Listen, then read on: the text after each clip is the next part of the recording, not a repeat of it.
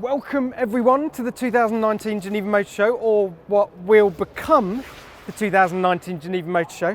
What we've done here is snuck in the day before the first press day. Technically we probably shouldn't be here, but we wanted to show you behind the scenes what it was like actually setting up a motor show of this scale. One of the biggest international motor shows in the world. You would have thought they'd be totally ready, totally prepared, with literally hours until the doors open for the world's press, but no, they're still taping down bits of carpet, they're still nailing their stands together. Some manufacturers are still putting the finishing touches to their cars, believe it or not. Look over here, look, this is Brabus. They've got a fair bit of unwrapping to do, haven't they? Look, all the plastic, even the floor's not sorted. This is just a sort of dust sheet they got down here. It's mental. Talk about leaving things to the last minute. I'm obviously not the only one that needs a deadline to actually get things done. Bit of housekeeping, I should say. There may be cars here that are unveiled that don't have covers on them that we're potentially not supposed to see. So if a security guard runs out of left field and gives me a slap, then you know what's going on there. Or if he grabs the camera and lobs it in the bin. Just giving you a little heads up there. So, the Geneva Motor Show. We are fans of it because, for two reasons. Well, it still attracts lots and lots of world debuts. It's a magnet for big debuts, which is what we like. Lots of news, lots of new metal to talk about. It also has an unhealthy proportion of supercars, which is good for us. If I smack into anyone, just let me know, all right? It's also not enormous in size. It's kind of manageable in its proportions. The Frankfurt Motor Show, absolutely ridiculously enormous, probably 3-4 times the size of Geneva. So by the time you've done a couple of laps of it, your feet are basically just bloody stumps at the end of your legs. It's absolutely ridiculous. Geneva, basically just one enormous rectangle hall. There's some stairs in the middle, so it's on 2 levels, but that's it. There's also such a mix of stuff here. The big manufacturers, we know about a bit of that in advance. Sometimes there's surprises. But there's always stuff that turns up here that you've never heard of, from the sublime to the ridiculous. Speaking of which, Mansouri,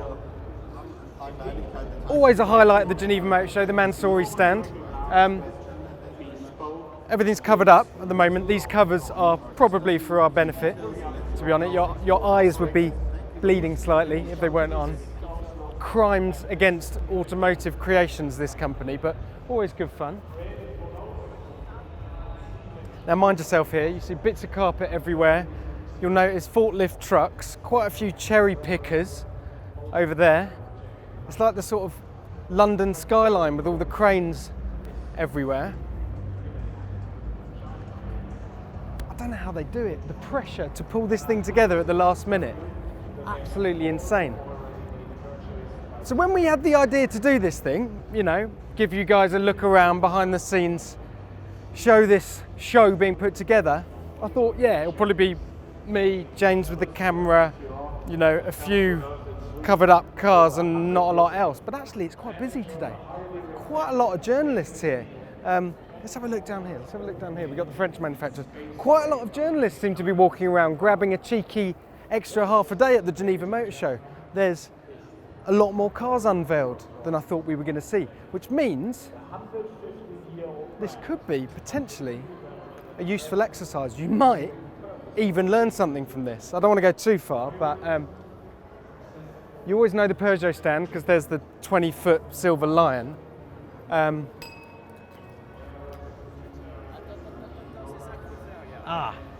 Slight problem. We appear to be not allowed in. Well, I'll tell you what, see if you can get your long-range lens on that, down there. You see the blue car? Can you see it? It's down there. That's the new Peugeot 208. That is the car that I thought I wasn't going to care about, and then I saw pictures of it, and then I got really excited because it comes with an all-electric version, and it looks bloody good. For some reason, they've kind of captured these retro proportions, and they've given the small French Super Mini good looks again. Don't worry, we're going to do a proper walk around tomorrow. We're going to pick out all our favourite cars. We're going to group them up into best SUVs, best electric cars, best supercars, stuff like that, so you can digest it all. So don't worry, you are going to get a proper look at these things. The remade Stratos,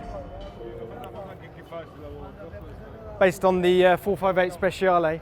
I have to say, these exact same cars were here last year when I got all excited about them and said, oh, they're going to make production.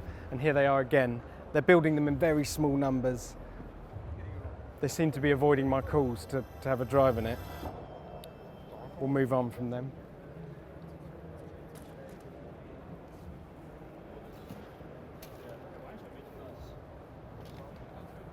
Okay, moving up here. This is normally this space here where Jaguar Land Rover has an enormous planet of cars basically stretched along this side, but they're not here. They're not at the show this year. Obviously saving a bit of cash, and who can blame them? So they're replaced with Cuda. No idea who that is or what they do, but they are JLR's replacement at the 2019 Geneva Motor Show. Look at this. Health hazard. Where there's blame, there's a claim. I could do very nicely out of this. All right. Oh, that's cool. Old model of an F1 car over there at a massively overpriced bar. This is basically where if you can't convince a manufacturer to give you a free lunch or a free drink, you have to go and buy your own over there, and it's about 20 quid for a sandwich. Rookie error. Now this is quite exciting actually. So this is Polestar, of course, a new company launched from scratch. We've done a really detailed video of the Polestar 2 and the Polestar 1. That's online now on our YouTube channel, on the website. You can go and have a look at it. I'll tell you what, poke the camera through here. You'll notice the theme they've gone for is white. Basically very, very white indeed. We're behind the bar here. Maybe if I lean over, I'll be able to grab a cheeky beer later on. But you can see there, two Polestar 2s, one in white, which is the one we've seen, a Polestar 2 in grey, a little further down. And it's creating quite a bit of noise, this company. I mean, the headline is this car is Volvo's Model 3. You'll see it's a hatchback, so it's a bit more practical than the Model 3. But it's got over 300 miles of range, it's 0 to 60 in under 5 seconds. It's fast, it will go the distance. It's 60,000 euros in this sort of launch spec, but they are going to do a cheaper one. A bit like the Model 3, which they just announced. The $35,000 Model 3 is on sale, people. The revolution starts here. Okay, we'll just go around this. Oh. No? No, I think I faked that injury too much. But do be careful, because there are certain obstacles to negotiate. James almost stacked it over a box back there. This is worth a look. Here, check this out. So it's on the Michelin stand, but this is the Singer DLS. Oh yes. Rare that you get to see. This is the exact car actually. You may remember we did a cheeky, quick and dirty walk around of this in the hangar at Bicester Heritage a while back. Absolutely broke the internet. The numbers on that thing were crazy. So obviously there's an appetite for this car, and why wouldn't there be? What an incredible piece of engineering. I always get a bit gushy when I get near this car. I went for a ride in it recently with one of the test drivers, and it's just out of this world. This engine, this air-cooled engine, 500 horsepower, 4 litre, flat 6. Mwah! A work of art, and looking very fine here in the middle of the Geneva Motor Show.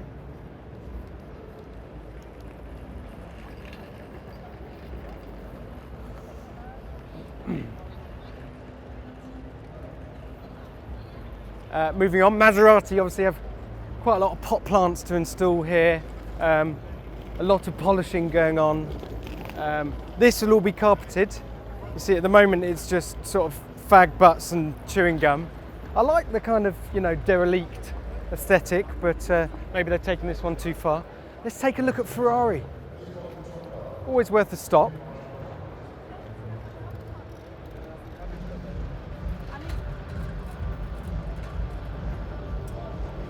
Never the easiest stands to get onto, Ferrari.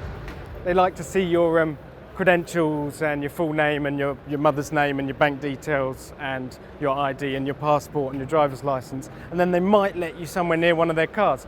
But today, it's all a bit more lax. We won't go too far because look, the main event, well, there's two of them, one there and one there. These are the F8 Tributos. We've seen pictures of them already. Replacement for the 488 GTB. A little bit confusing. Oh look, they're lifting up the rear. Have a look at that. A little bit confusing because it's essentially a Pista powertrain. A lot of the technology from the Pista, the S-duct in the front of the car, but in a sort of more affordable, a less hardcore package, you could say, than the Pista. But look, if it's a Pista for the masses, well, the masses that can afford 200 plus grand, then I'm all for it. We'll come back and have a proper nose around that tomorrow. Don't worry about that.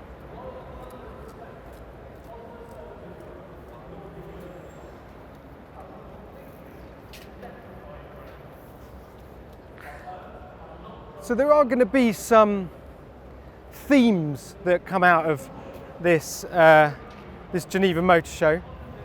I think it would probably be too simplistic just to say that electrification is one of them. Electrification has been a theme at motor shows for years and years now. It's probably a bit more than that. It's probably electrification coming of age, because a lot of the electric cars we're going to see at the Geneva show this time around are cars you can buy.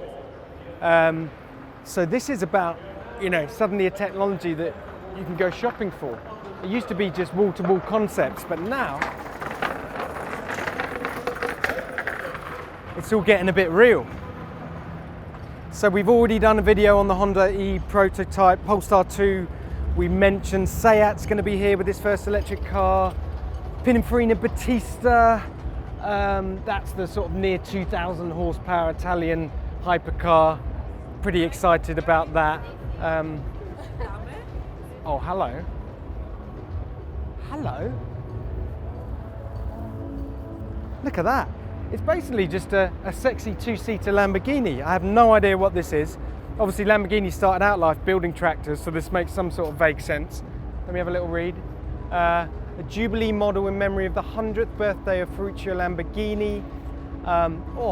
39 horsepower, this thing. 39 horsepower and 6 pipes. Top speed 40 kilometers an hour. Price, €250,000. But come on, you can't put a price on wanting something, and out of the blue, I find myself wanting a tractor. That's never happened before. Now, I did say you get weird and wonderful things at the Geneva Motor Show, didn't I? This is a good example. A company I know little about. There appears to be some sort of skateboard EV platform that you can plonk various things on. No idea what's going on there. It's just a bit of variety, isn't it? A vintage resto mod, $250,000 Lamborghini tractor and a weird noddy electric car next to it. Get a shot of this, Hispano Suiza. There's a fantastic story going on at this Geneva show. Two companies are turning up, laying claim to the Hispano Suiza name. No joke. They both discredit the other company. One is a 1,000 horsepower V10 twin turbo supercar. This one, I believe, is an all-electric 1,000 horsepower streamliner. You can see those haunches there. It's all about being aerodynamic. All right, the cars are lovely, but what I care about is there's beef. Honestly, if these two companies get anywhere near each other, the sparks are going to fly. There might be fists everywhere. Keep an eye on that one. Oh, GFG Style. This is Giorgetto Giugiaro's company that he set up with his son, and this is something new, I believe. Yes, this is the Kangaroo. Oh, I quite like this. They obviously did that concept. I think it was called the parkour concept a while ago. The idea of this kind of jacked up all-terrain mid-engined supercar. Audi used that as a basis to make the Nanook concept. if you remember that little gem. And here they've sort of revisited the idea again, all electric, 4-wheel drive, 4-wheel steering, amazing doors. I mean, that's the thing about Giugiaro, he doesn't just make beautiful cars, he makes cars that make you think. And with the fashion for SUVs, why not?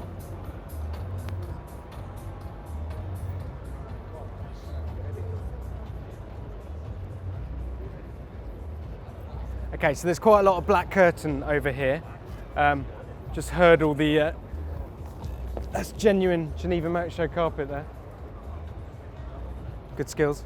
Yes, a lot of black curtains here. So the manufacturers that literally don't want anyone to see what's going on will put up these full width curtains all the way around their stand. So you'll see this is like being between two skyscrapers here. Behind there, not sure. Behind there, not sure. You can listen out and you can hear them practicing their press conferences, going through the lines, and that gives you a little tip off as to what. Oh, or you could just look at the massive Nissan sign up there.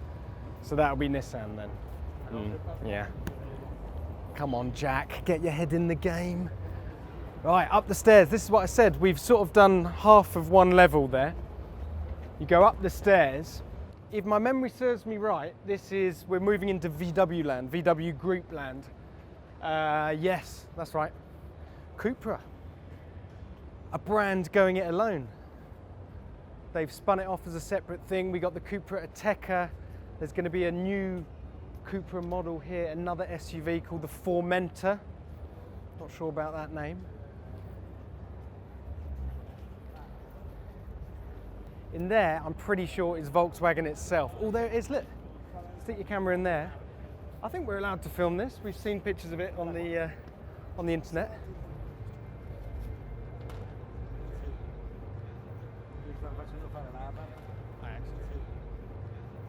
Again, we're going to come back, we're going to get a proper look at that car tomorrow. We'll have a look around, show you the interior, give you all the specs. It's a plug-in hybrid, by the way, but another fast SUV from the Cupra brand. A lot more black curtain in here. I'm sensing that the VW Group doesn't trust us as much as the other people.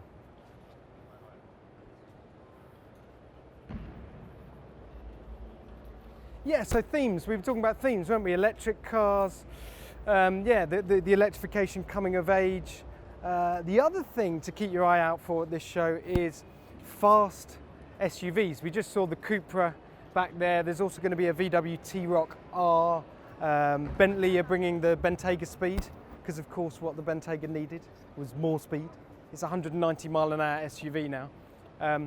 I suppose it's a sort of inevitable consequence, isn't it, that as we buy more and more SUVs, that they're going to try and string out the model ranges, they're going to produce high performance versions, but wow, it just doesn't sit right with me, does it? What's the point in building a fast car that's designed to have a higher centre of gravity? It just doesn't make sense. More secrecy from the VW Group, but look through there, look through there. That is the Bentayga speed, yeah. Say we don't bring you world exclusives. All right. A bit of mamas and papas there in the background, very nice. So where are we now? Oh look, let's just call this the corner of speed, shall we? Because Koenigsegg is over there. That is a Regera under the dust sheet. And you'll notice there's a space over there for something new. Now we're told Koenigsegg is going to be bringing a new hypercar, something all new.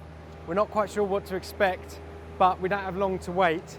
And it's going to be sitting there, and you're going to find me somewhere on this side of the barrier dribbling a little bit on the floor come tomorrow. Perhaps it's inside that white box already. All we need is a very tall ladder, or that cherry picker. If we can get in that cherry picker, we'll see the lot. All right, Rimac. Yes, the electric hypercar pioneers. This under here is the Concept 2. 1900 horsepower, incredible machine. 4 motors, 1 in each wheel. Being co-developed with the Pininfarina Battista that we talked about. We'll get a better look at it tomorrow. This is quite interesting though. That's what a Rimac 2 looks like underneath. Basically a lot of carbon. The battery's in a sort of T-shaped formation across the back and down the middle, and some wheels. Electric cars are beautifully simple, aren't they? Okay, around here, just enjoy the music. I'll try not to dance and embarrass myself.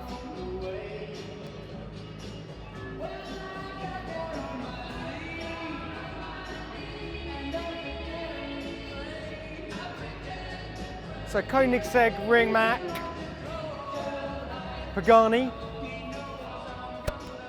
the gallery of Pagani Huayra.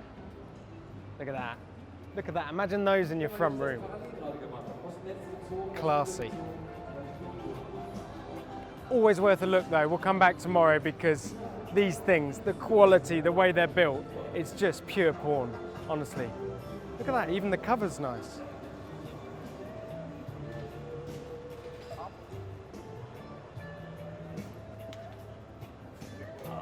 Stick your camera in there. Or not. As I said, stick your camera in there, mate. A security guard wagged his finger at us. Bugatti behind there. So we know Bugatti is bringing something new very fast, of course, and very, very expensive. What it is, we're not quite sure yet. But I'm looking forward to finding out. This I shall refer to as the corner of I'm not quite sure what's going on. So Arcfox is a Chinese company. This is China coming to take over. Looks like they've got an SUV, looks like they've got a supercar there. And you just know the technology is going to be on point because they're Chinese and they're streets ahead of the rest of us. Nico Rosberg over there in the grey suit.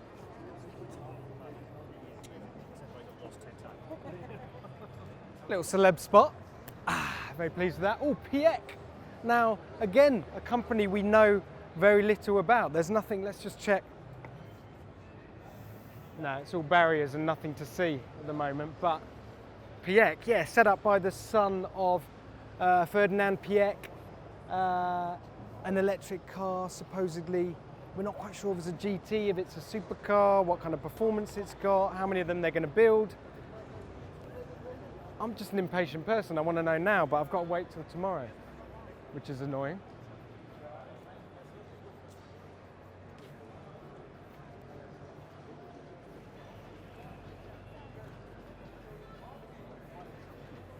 Okay.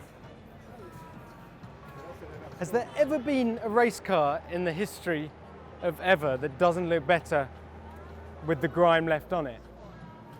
This must be the Le Mans winning. Is it the Le Mans winning car? Has to be, right? Left with genuine Le Mans grime on the front. Look at that. See that? There, it's disgusting. But I just ate a little bit of Le Mans. I'm going to regret that in the morning when I'm hugging the toilet. So Pininfarina, I've mentioned a few times now, the Pininfarina Battista. That's where it's going to go. I mean, not a lot to talk about right now, is there? But yeah, co-developed with the Rimac, another near 2,000 horsepower electric hypercar.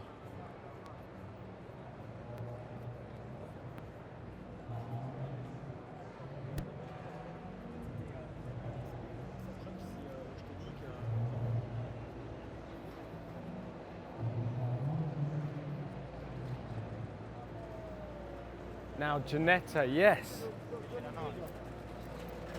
Geneva, the Yorkshire-based sports car company, they're doing their own supercar. It's under there.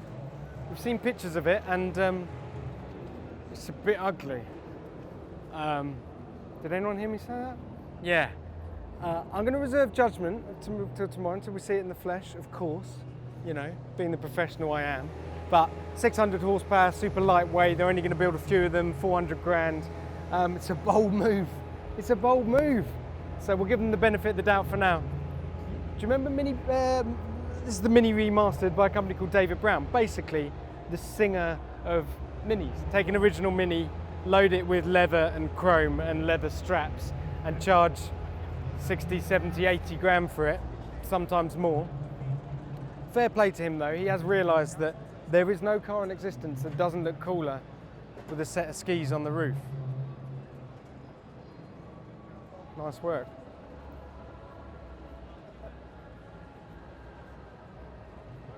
So I suppose the time has come, we should talk about the things that I'm excited about tomorrow. We've seen a few of them, under covers. The company that I really can't wait to go and see tomorrow is Aston Martin. Obviously they've been quite busy of late, pumping out new models and new exciting stories left, right and centre. And tomorrow we're going to see a new electric Lagonda SUV, we're going to see a new hypercar, how that fits in with the Valkyrie. Who knows? But it's a company on the rise. There's a certain Lotus whiff about launching loads and loads of stuff all at the same time, but for some reason with Aston, you just believe him. You believe it's going to stick. The boss, Andy Palmer, he's got a track record. He knows what he's doing. That might be Aston Martin behind there, actually. No, they've locked us off. Well, we'll visit them again tomorrow. What other stuff? Bugatti, yeah. The Pininfarina, there's going to be the new Koenigsegg. Billionaires basically are going to be pretty well catered for tomorrow. What else am I looking forward to? The Peugeot 208. We had a little glimpse of that. Didn't think I'd be saying that at the start. There's a lot to look forward to. I hope you enjoyed your little tour. I mean, yeah, we didn't get to see everything, but you got to see behind the scenes. You got to see the chaos that happens at the Geneva Motor Show the night before. Honestly, they've got a few hours before those gates open, the world's press flood in, and there's some blokes over there just sawing up bits of carpet with a Stanley knife. Fair play to them. But I hope that was worth it. I hope you'll join us tomorrow. Make sure you subscribe to the YouTube page, check out our Facebook page, keep your eyes glued to topgear.com if you want to know all the news first, and I'll bid you good night. I'm off to get a very good night's sleep.